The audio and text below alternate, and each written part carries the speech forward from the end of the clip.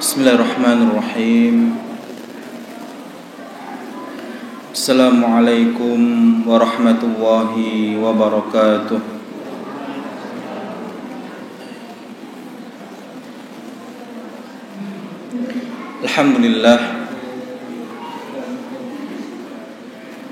Alhamdulillahilladzi anzala ala abdihil kitaba wa lam yaj'al lahu 'iwaja qayyiman liyunzira ba'san syadidan min ladun. Ahmaduhu subhanahu wa ta'ala hamdan katsiran thayyiban mubarakan fihi kama yuhibbu rabbuna wa yardah. Wa usalli wa usallim ala habibinal mustafa wa rasulil mujtaba wa khairil anami wal wara Muhammad ibni Abdillah.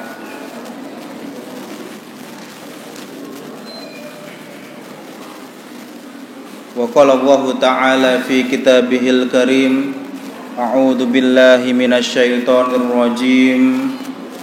Subhanalladzi asra bi'abdihi lailam minal masjidil harami ilal masjidil aqsa alladzi barakna haulahu linuriyahu min ayatina innahu huwas samiul basir. Alhamdulillah, bersyukur kepada Allah Subhanahu wa ta'ala atas limpahan berkah dan karunia-Nya kepada kita, sehingga hari ini kita semua diberikan nikmat oleh Allah Subhanahu wa ta'ala untuk bertawajuh, untuk bersilaturahmi di bulan dan di tempat dan bersama orang-orang yang mulia. Hari ini kita dikumpulkan oleh Allah di bulan Rajab. Bulan Rajab itu dikategorikan oleh Allah Subhanahu wa ta'ala sebagai bulan haram. Haram itu artinya mulia, Pak. Jadi haram itu artinya mulia. Ustaz, kalau zina itu haram berarti mulia, Ustaz. Nah, ini. Jadi asli daripada haram, Ustaz Daryanto. Gunakan. Kalau seandainya kita ambil definisi haram ini adalah merupakan mulia, maka kalau nanti jenengan umroh atau haji, ya, ada namanya Masjidil Haram atau Masjidil Haram atau Haram Makki atau Haram Nabawi. Biasanya orang sana menyebut Masjidil Haram itu haram. Ada tanah haram, Pak. Artinya haram itu berarti mulia. Kenapa kok zina, khamr, kemudian berjudi dinamakan haram? Karena orang ketika berzina, berjudi, khamr dan maksiat-maksiat yang lainnya itu, ketika mengerjakan aktivitas tersebut, ini berpotensi untuk menghilangkan kemuliaan pada diri orang tersebut. Maka disebut yang namanya zina itu haram. Jadi kalau ada orang zina itu pasti akan mengurangi dan akan menghilangkan kemuliaannya. Maka disebut haram, Pak. Maka di sini bulan Rajab ini termasuk bulan haram yang ditetapkan oleh Allah Subhanahu wa ta'ala. Dalam Al-Quran Allah katakan, inna iddatasy syuhuri indallahi 12 syahran fi kitabillah. Jadi bilangan bulan yang ditetapkan oleh Allah itu ada 12 bulan. Beda dengan orang Nasrani Ortodok, Pak. Orang-orang Nasrani Ortodok itu satu tahunnya itu bukan 12 bulan. Iya, hari ini kita menganggap 12 bulan itu biasa, Ustaz, karena kita sering dengar. Tapi ketika zaman Rasulullah, bilangan 12 itu dahsyat.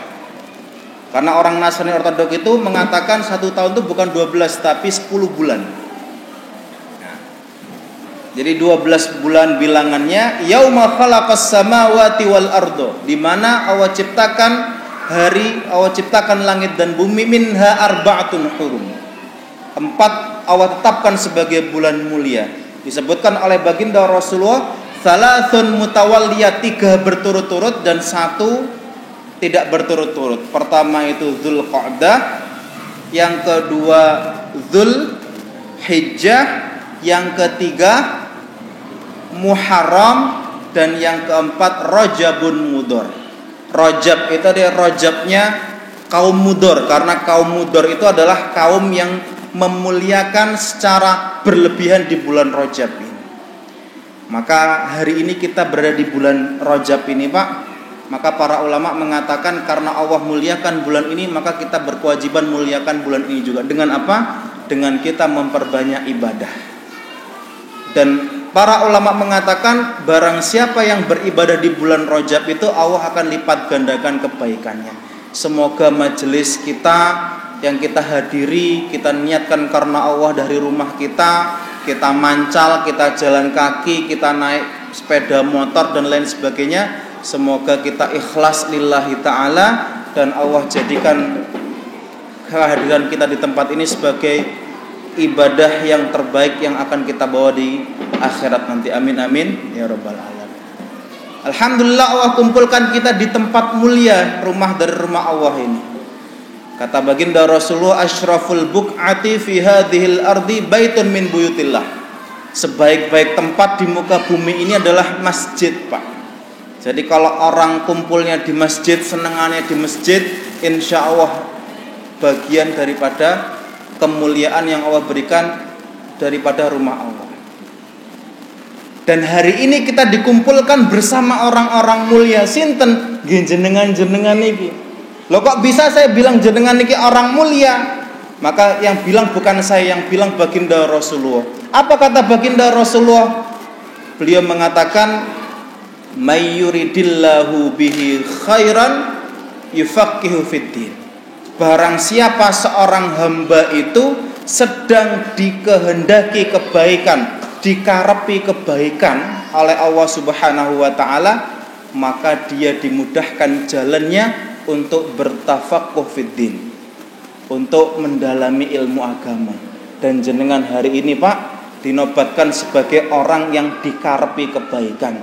Mugi-mugi kula jenengan sedaya dinobatkan dan digolongkan menjadi orang terbaiknya, yang nanti kita bisa kempal-kempal sarang-sarang di swarga. Amin amin ya robbal alamin. Bapak Ibu yang dirahmati oleh Allah Subhanahu wa taala, muqaddimatan, sebagai muqaddimah ya. Sekarang bulan Rajab, para ulama mengatakan tanggal 27 Rajab itu sebagai hari di mana baginda Rasulullah diangkat, diperjalankan, yaitu Isra Mi'raj. Meskipun sebagian ulama ada yang memperselisihkan itu tanggal 27 Rajab, tapi ala kulli hal di dalam Al-Qur'an surat Al-Isra Allah mengatakan subhanalladzi asra bi'abdihi. Maha suci Allah yang telah memperjalankan, Pak. Jadi kalau kita itu hari ini jalan-jalan, rekreasi, pergi ke Surabaya, pergi ke Malang, pergi ke Jember, itu niatnya jalan-jalan. Lah ini Gusti Allah ini memperjalankan. Ada satu perspektif yang ingin saya bawakan, kalau mungkin terkait historical, kemudian sejarah mungkin sudah sering, Pak. Ada satu perspektif yang hari ini perlu kita ambil dari peristiwa Isra Mi'raj. Artinya apa? Baginda Rasulullah itu kalau diurutkan tingkat bahasanya itu kesulitan hidupnya, Pak. Kita bandingkan tingkat kesulitan ujiannya itu, yang paling tinggi itu hari ini itu adalah para nabi. Kenapa dikatakan demikian? Karena baginda Rasulullah mengatakan inna asyaddal bala'i, sesungguhnya yang paling berat cobaannya itu pertama al-anbiya, para nabi, Pak. Tsummal amsal, kemudian yang menyerupai tugas nabi, kemudian yang di bawahnya itu juga yang hampir menyerupai, yaitu para alim, para ulama tadi itu yang menyerukan dakwah Islam, dakwah Nabi Muhammad SAW. Di sini ada satu perspektif, Pak. Hari ini saya ingin mengambil satu perspektif di mana baginda Rasulullah itu diperjalankan. Ketika diperjalankan oleh Allah Subhanahu wa taala dari Masjidil Haram ke Masjidil Aqsa, kemudian diangkat ke Sidratul Muntaha, kemudian di sana dipertemukan oleh para nabi-nabi, kemudian dipertemukan langsung oleh Allah Subhanahu wa taala, kemudian ada perintah salat di dalamnya tersebut, maka hal tersebut itu hal yang paling membahagiakan itu adalah bisa berjumpa dengan Allah Subhanahu wa taala. Jadi Allah berikan anugerah bisa langsung bertemu dengan Allah Subhanahu wa taala. Jadi nanti itu Pak, kalau kita masuk surga semua nanti, amin. Kemudian ketika kita sampai surga nanti ditawarin Pak sama Allah nanti, wahai hambaku, ya, maukah aku berikan engkau nikmat yang lebih mulia daripada nikmat ahli surga ini?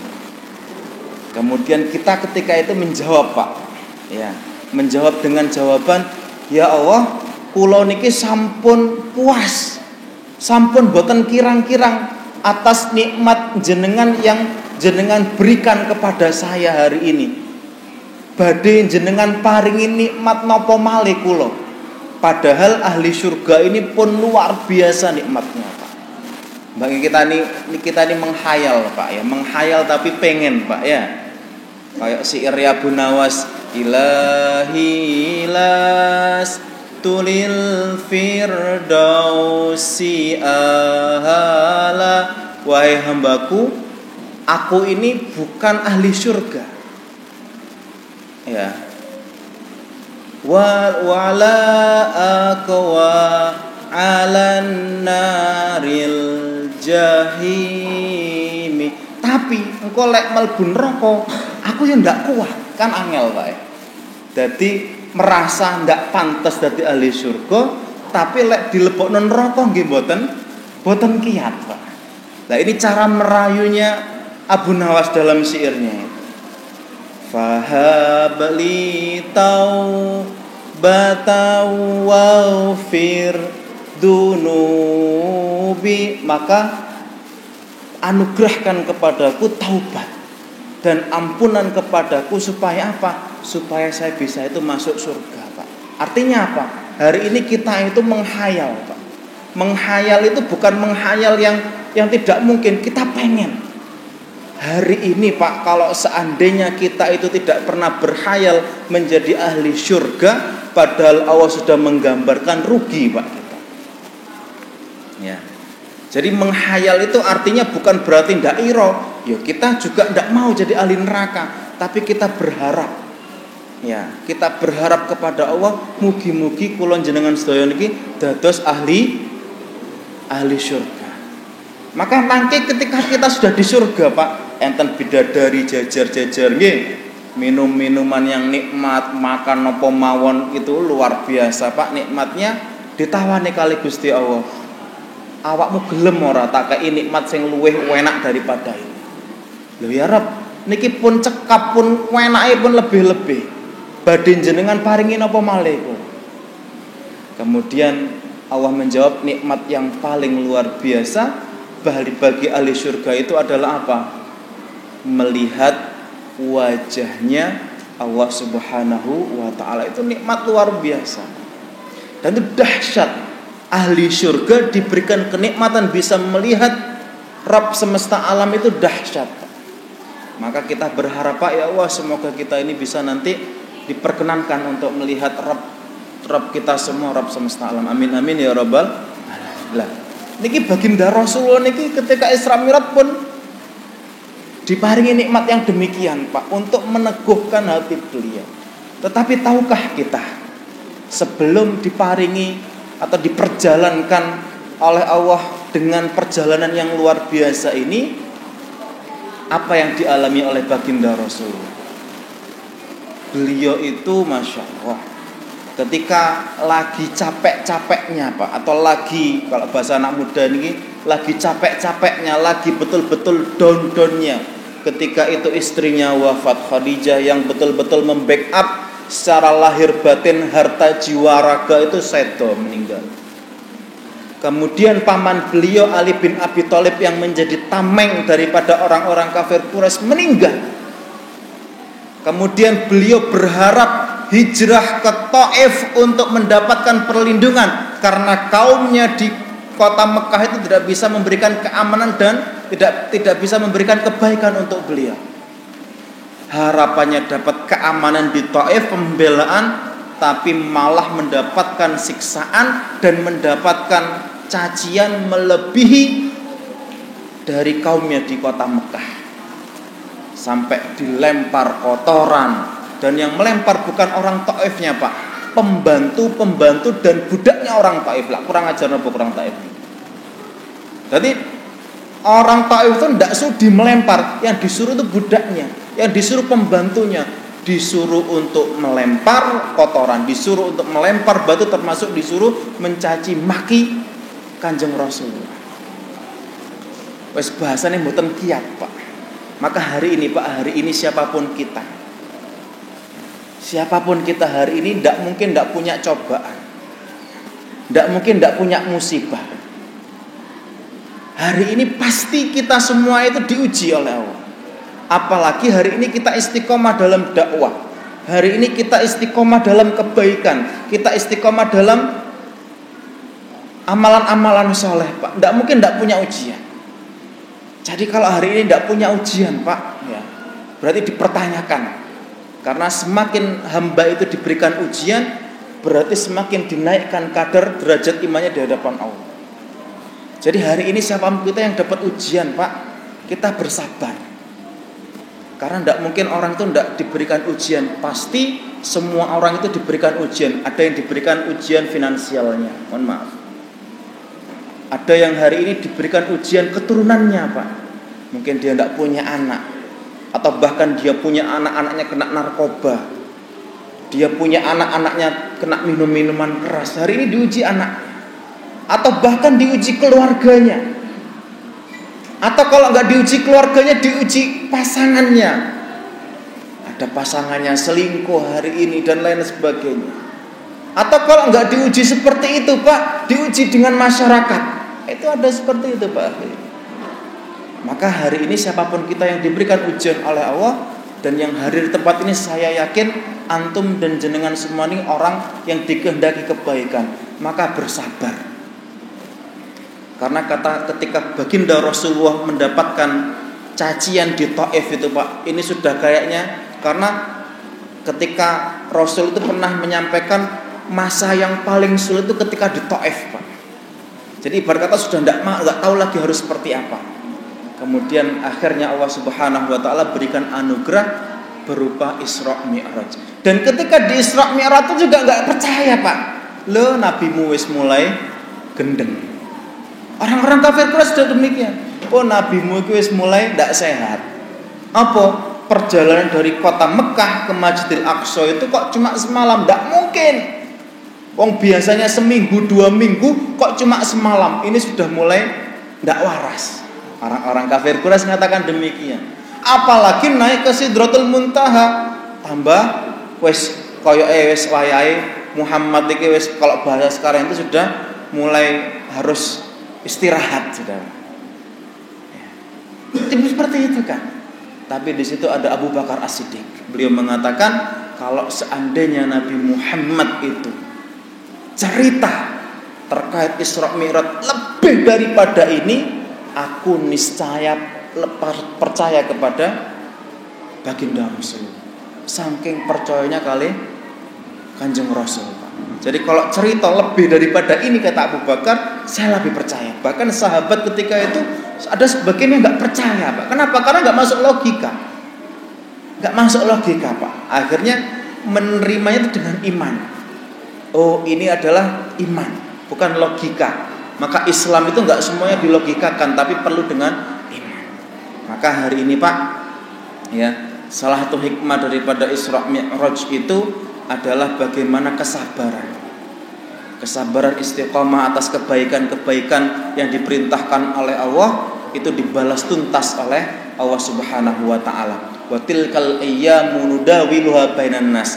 Dan Allah jadikan hari-hari itu berputar, Pak.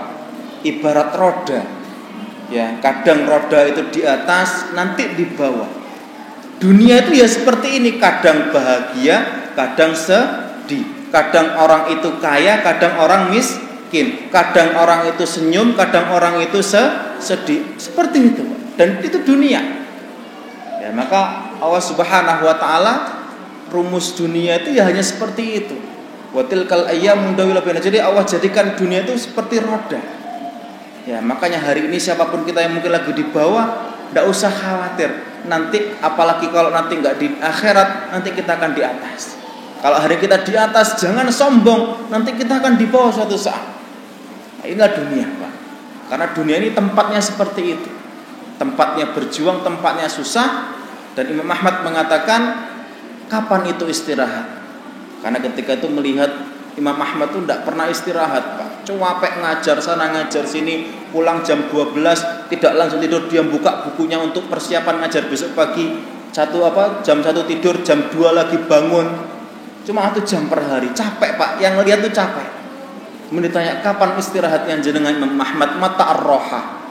Kemudian Imam Ahmad mengatakan ar-roha itu indah. Ya, al-du'u qadamayya amama abwabil jannah. Istirahat itu ketika saya menaruh langkah kaki pertama saya ketika masuk surga nanti. Baru kita bisa bilang istirahat. Tapi kalau hari ini masih di dunia, jenengan capek, memang tempatnya. Sekarang di dunia jenengan sedih, tempatnya. Jenengan di dunia jenengan senang, itu tempatnya, tapi tidak banyak. Maka hari ini dunia tempatnya kita itu susah, tempat kita itu berjuang, tempat kita capek-capek untuk beribadah kepada Allah. Karena istirahat yang sesungguhnya ketika kita menaruhkan kaki kita di depan pintu surga nanti ketika kita masuk surga. Amin amin ya rabbal alamin. Barakallahu fikum. Kita akhiri dengan membaca alhamdulillah dan kafaratul majlis. Alhamdulillahirabbil alamin. Subhanaka wa bihamdika asyhadu an la ilaha illa anta astaghfiruka wa atubu ilaik. Barakallahu fikum. Assalamualaikum warahmatullahi wabarakatuh.